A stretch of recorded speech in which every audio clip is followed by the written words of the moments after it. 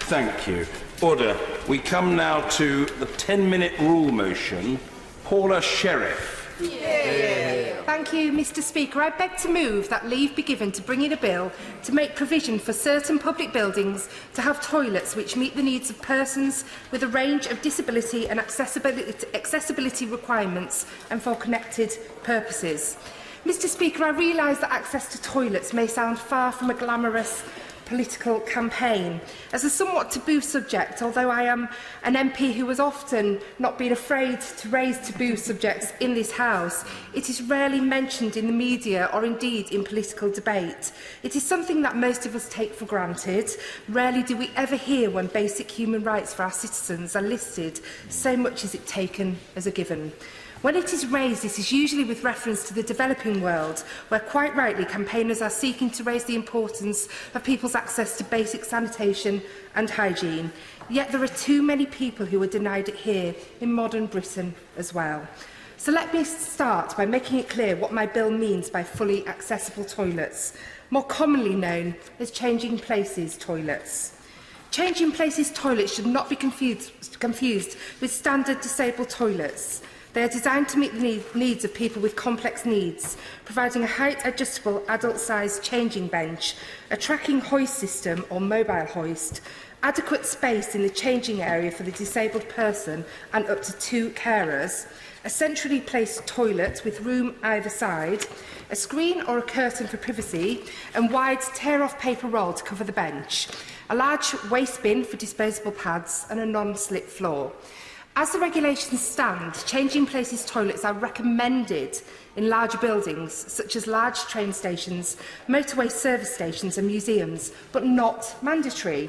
And as a minimum, my bill seeks to strengthen those regulations to make the provision of changing places toilets mandatory in large new builds, complexes with public access, or sites where visitors can reasonably be expected to spend long periods of time.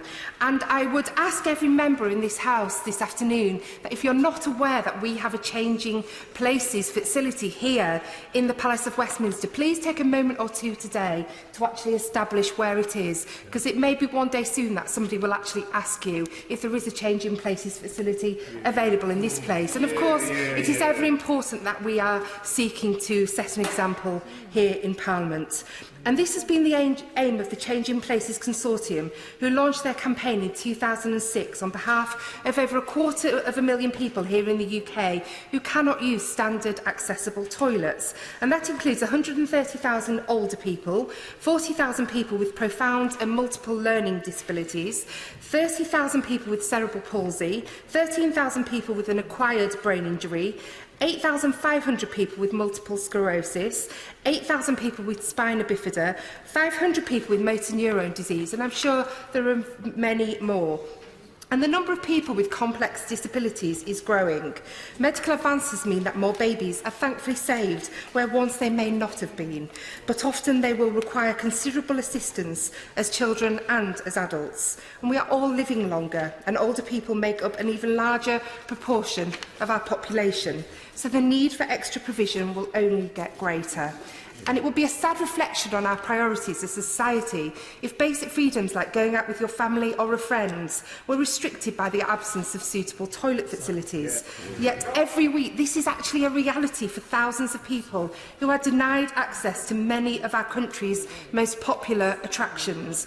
And while drafting this bill, I heard from too many people who suffer in this way. Kerry from Milton Keynes has a form of muscular dystrophy and her husband is a full-time carer. She told me, taking a simple trip out these days can be a military operation. We have a checklist of things to take, especially if it's more than a few hours out. The biggest problem I face when going anywhere is when it comes to using a disabled toilet. Some are simply too small to fit me. Wheelchair and my husband, it can sometimes feel very claustrophobic, and I find myself limiting my time out because you just can't risk the embarrassment of having an accident, which is exactly what I'm doing more times than I care to admit to. Adam George is 11 years old and he requires a toilet with a ceiling hoist and an adult-sized changing table.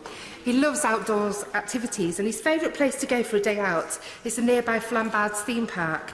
But as he got bigger, the family couldn't manage with a standard disabled toilet. His mother Rachel says she made excuses for a year as to why they couldn't go out, telling him it was closed. But after consulting the park about installing equipment to meet Adam's needs, the family have now made the difficult decision to undertake legal action against Flambard's.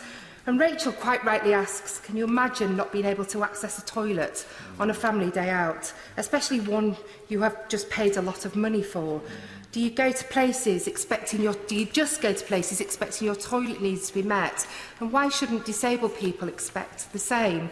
Samantha Buck's son, Alfie, is 7 years old and was born with quadriplegic cerebral palsy after being starved of oxygen at birth. They go into town regularly to shop, have lunch and to meet up with other mums for coffee with their disabled children and teenagers in the same situation.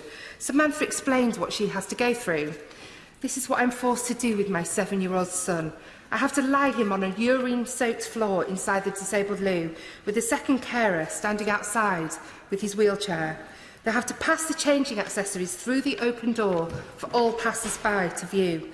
And this is one of the most awful experiences I have to face every time I come into town. And Samantha set about campaigning for better facilities for Alfie and for the thousands of people who face the same struggles as them every day. And I'm glad to tell the House that her local council has now agreed to put in 2 changing-place toilets. But she feels that the responsibility shouldn't just be for the parents and carers to lobby councils. Current data suggests that there are only 1,123 changing-place toilets in the UK, with the highest concentrations in major cities. Some areas don't have a facility even within an hour's drive, so people are either confined in their home or have to rush back if nature calls, or they have to face the indignity of being changed on the dirty floor of public toilets. And needless to say, the result can be social isolation. And the availability of even the existing facilities is under threat, as public services like libraries are being closed. And often, these buildings provided the only changing-place facilities in an area. But sadly, this is rarely a priority when local authority budgets bear the brunt of unprecedented cuts. In my area of Kirklees, the nearest changing-place toilet was lost when the local children's playground closed due to government cuts. Another issue is that many accessible toilets provide for children but not for adults who also need them. A hospital local to my area has its changing places toilet situated on the children's ward. Unfortunately, adults with disabilities cannot access this for safeguarding reasons. So we need to urgently rethink our attitude to toilets. Simply labelling a facility as disabled or as accessible doesn't guarantee that it is suitable. Most do not have a hoist system or a large changing bench, and disabled and accessible toilets have been found with no level access or heavy or narrow doors that are not automated, often with unsuitable or unclean handles and locks. Diverse facilities are also needed to reflect the diversity of the people who need them. Some need bright fluorescent lights or air fresheners to reduce anxiety, whilst for others these can lead to sensory overload. Madam Deputy Speaker, my bill addresses one of those issues that sometimes suffers from being a little bit taboo. But for the sake of those who suffer in silence, I believe it must be tackled head-on, and I do hope that the whole House will join me with this campaign.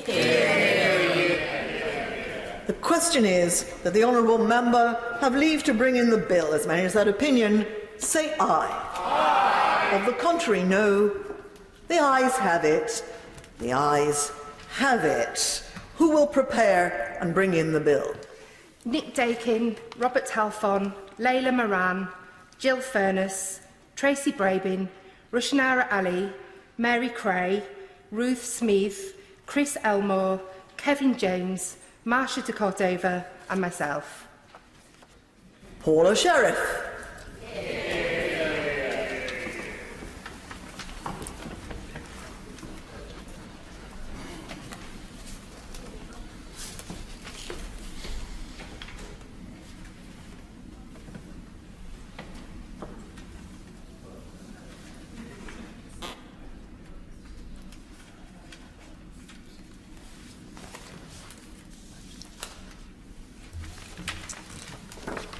Toilets, Provision and Accessibility Bill. Second reading what day? Friday the 23rd of November 2018. Friday, the 23rd of November.